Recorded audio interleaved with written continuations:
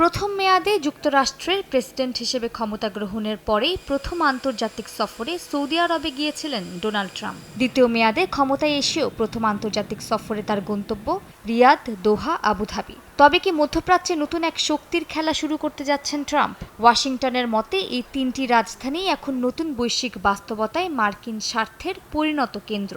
আরটির এক বিশ্লেষণধর্মী প্রতিবেদন অনুযায়ী ট্রাম্পের ঘনিষ্ঠতা সেই দেশগুলোর সঙ্গে যারা এখন কেবল জ্বালানির উৎস নয়, বরং প্রযুক্তি, বিনিয়োগ, মানবিক কূটনীতি ও আঞ্চলিক ভারসাম্যে কার্যকর ভূমিকা রাখছে।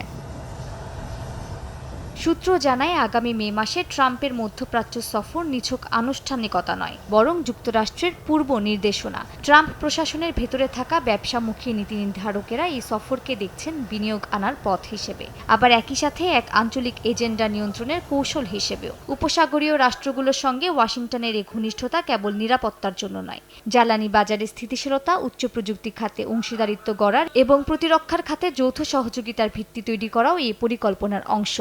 For stopping Iran very simply from having a nuclear weapon. They can't have a nuclear weapon. বিশ্লেষকরা বলছেন, এই সফরের বড় দিক হচ্ছে ইরান বিরোধী অবস্থানকে পাকাপোক্ত করা। পারস্য উপসাগরে ইরানের প্রভাব ঠেকাতে ইসরায়েল, সৌদি আরব, কাতার ও সংযুক্ত আরব আমিরাতকে নিয়ে একটি শক্তিশালী জোট তৈরি করতে চান ট্রাম্প।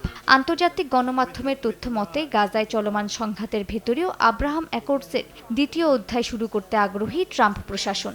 ইসরায়েলের সঙ্গে সৌদি আরবের সম্ভাব্য সম্পর্ক উন্নয়নে কাতার ও সংযুক্ত আরব আমিরাত নির্ধারকের ভূমিকা পালন করতে পারবে। অর্থনৈতিক বিশ্লেষকদের মতে, নতুন বাণিজ্য চুক্তি, যুক্তরাষ্ট্রের কোম্পানির উপস্থিতি বৃদ্ধি এবং প্রযুক্তি, জ্বালানি ও প্রতিরক্ষা খাতে বিনিয়োগ প্রবাহকে উৎসাহ দেয়া এ সফরের সুস্পষ্ট লক্ষ্য হতে পারে। তারা আরও জানান, ট্রাম্পের কাছে পররাষ্ট্রনীতি কখনোই শুধু নীতিকথা নয়, এটি ব্যবসার মতো, যেখানে লাভ, প্রভাব ও উপস্থিতি মুখ্য। পারস্য উপসাগরের দেশগুলো তাই এখন শুধু মিত্র নয়, মার্কিন অর্থনীতির সম্ভাব্য পৃষ্ঠপোষকও। রাজনৈতিকভাবে এই সফর ট্রাম্পের জন্য দ্বিমুখী কৌশল বলে মনে করছেন বিশ্লেষকরা।